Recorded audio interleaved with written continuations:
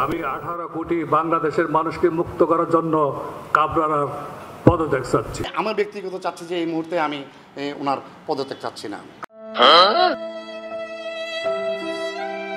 A few moments later. আমাকে সিন্ডিকেটের লোক আপনি বলবেন কিভাবে? আমি তো বোর্ডের বাইরে গিয়ে কোনো এককভাবে সিদ্ধান্ত দিতে পারি না।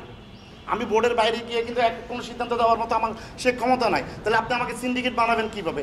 যা আমাদের বোর্ড যখন সিদ্ধান্ত নেবে তখন আমি বাইরে এখান থেকে এসে আমি আপনাদেরকে বলতে পারি। এর আগ পর্যন্ত তো আমি এটা বলতে পারি না। তাহলে আমি সিন্ডিকেট হলাম কিভাবে?